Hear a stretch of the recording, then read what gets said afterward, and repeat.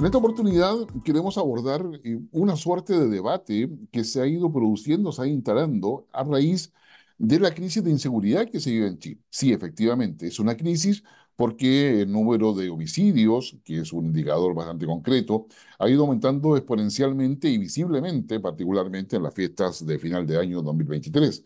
Pero también porque ese aumento se ha consolidado durante todo el año pasado y todo indica que este 2024 ese, ese indicador va a mantener su tendencia alcista.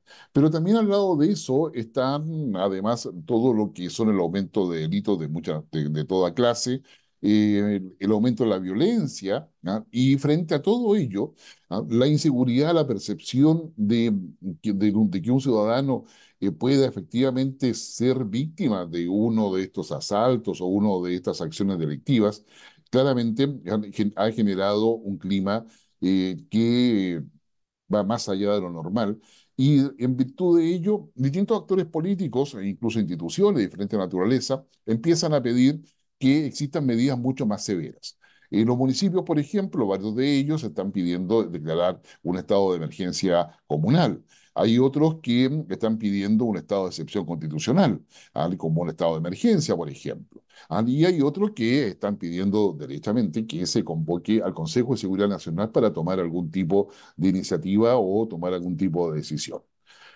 En columnas anteriores hemos señalado que el problema que está detrás de eso, y yendo de lo macro a lo específico, es que la percepción de las bandas criminales, sean o no vinculadas al crimen organizado, en cualquiera de sus expresiones, desde el narcotráfico, el control territorial, etcétera, digamos, tiene como finalidad aprovechar lo que es la impunidad que hay dentro del Estado, lo cual quiere decir que las leyes no se aplican, aun cuando existan, de que los detenidos finalmente quedan libres o no son rápidamente procesados, y por lo tanto no hay un castigo que sea que sirva de ejemplo, o que sirva al menos de advertencia a todos los demás.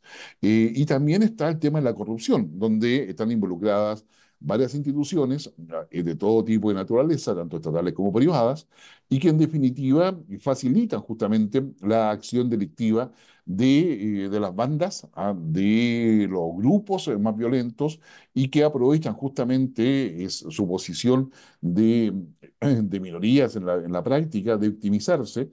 Y digamos, plantean de que, bueno, la sociedad es así y que no tiene otra posibilidad de hacerlo, que es lo que se conoce como el buenismo. Es decir, considerar que todas las personas son, digamos, son buenas y que es la sociedad la que las corrompe. Esto es un argumento del siglo XVIII, dicho sea de paso, siglo XIX, perdón, siglo XVIII, siglo XIX, con las bases de lo que es el liberalismo en la época. Entonces yo creía que acá hay una base donde el contrato social se ha deteriorado, se han borrado los bordes, y obviamente el orden pasa a ser un tema que es debilitado y superado justamente por la acción y por la avalancha de acciones que efectivamente son delictivas y ponen en riesgo el bien común de la sociedad o la tranquilidad social.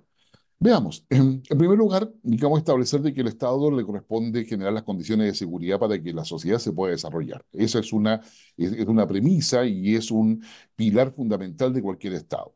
El Estado para ello no solamente tiene el monopolio del uso de la fuerza a través de la policía para poder generar el control social necesario y evitar justamente estas acciones delictivas, sino que también tiene toda una institucionalidad.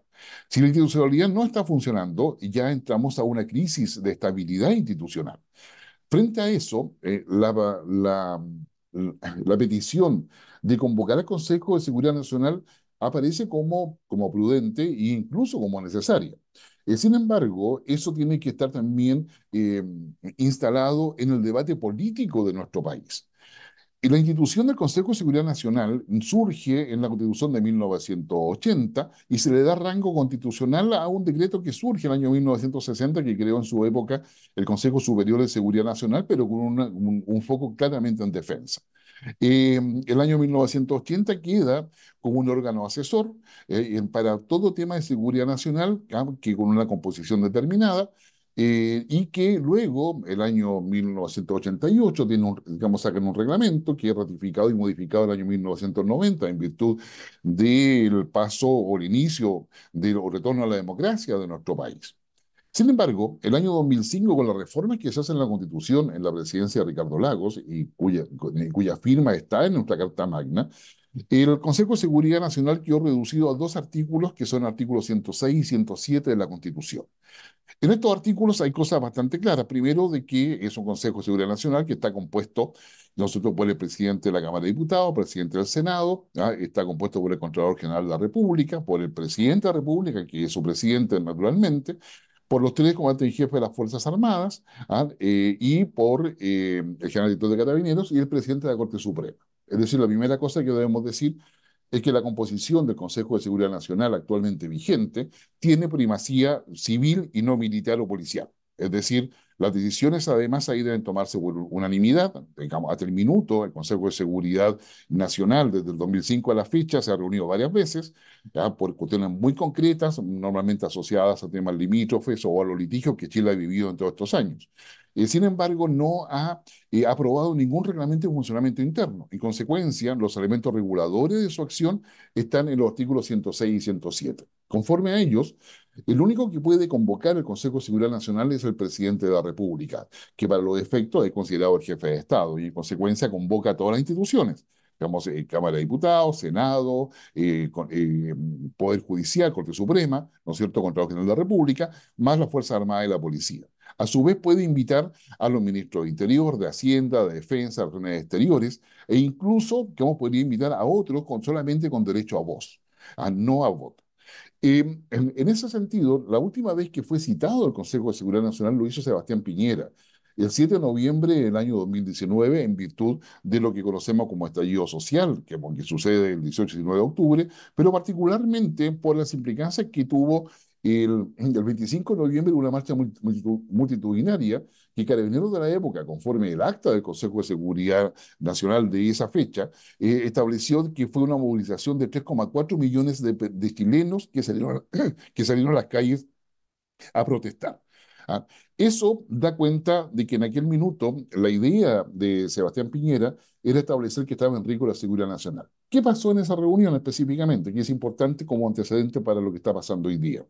De que el Contralor General de la República, el senador Quintana, presidente del Senado en aquella época, sostuvieron de que lo que estaba pasando en Chile no era un problema de seguridad nacional, sino que era un problema de orden público, es decir, de seguridad interna. Al no haber reglamento, digamos, efectivamente, el Consejo de Seguridad Nacional tiene como función asesorar a la Presidenta de la República en aquellas materias que le solicite el jefe de Estado y que tengan directa relación con la seguridad nacional. Bueno, usted ya vislumbra cuál es el primer problema, es decir, si la seguridad interior es parte de la seguridad nacional o no. En la teoría y en todo lo que es ese planteamiento académico, hay una discusión sobre eso, pero en general tiende a sostenerse de que la seguridad interior es parte de la seguridad nacional solamente con algunos límites, y ahí está la discusión. Cuando hay guerra civil, que sería como evidente, cuando hay subversión interna, pero es ahí donde se queda la primera discusión, pero no se consideran otros elementos adicionales.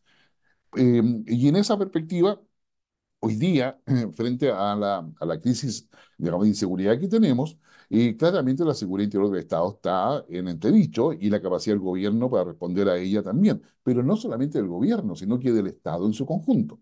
Y ahí viene, yo diría, la interpretación razonable en términos de que el Consejo de Seguridad Nacional podría ser una instancia adecuada para poder asesorar al presidente. Ahora bien, ¿qué significa la asesoría? La asesoría normalmente está asociada a poder potenciar un proceso de toma de decisiones que busque mitigar, digamos, neutralizar la amenaza que se define o se cierne o el riesgo evidente que hay sobre la comunidad nacional, sobre la sociedad. En consecuencia, ahí hay una primera definición que debería tomar el Consejo de Seguridad. En su minuto, Sebastián Piñera, en esa reunión del 7 de noviembre, señaló que la seguridad nacional estaba en riesgo. Ahora bien, la derivada de todo eso, porque el 7 de noviembre, cuando se convoca el Consejo de Seguridad Nacional, ya había un estado de emergencia, un estado de excepción constitucional de emergencia, decretado por el presidente de la República, que estaba en consulta en el Congreso, como lo estipulaba la Constitución. Y casi siempre se establece de que, citando al Consejo de Seguridad Nacional, lo que se está diciendo es que se debe pedir la intervención de las Fuerzas Armadas. Yo creo, y eso es lo que quiero exponerles ahora, de que eso es errado.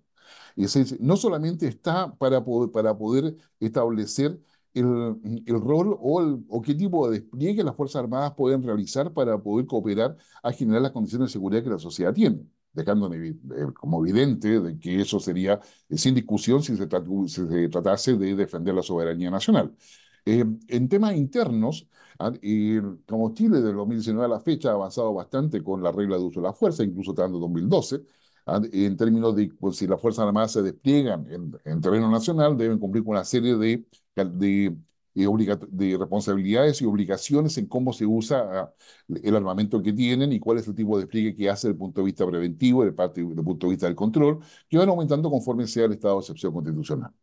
Sin embargo, cuando uno va a la discusión de lo que fue la creación del Consejo de Seguridad Nacional, tanto por la comisión, digamos, constituyente que había designado Pinochet, como la contraparte de la oposición, que es la Comisión Ortúzar, en ambas, digamos, finalmente se establece de que el espíritu que está asociado al Consejo de Seguridad Nacional es poder alinear a las instituciones y al resto del Estado respecto a un objetivo fundamental del país, que es mantener la paz en el caso de una agresión externa, o mantener las condiciones de seguridad y la estabilidad institucional en caso de una situación interna.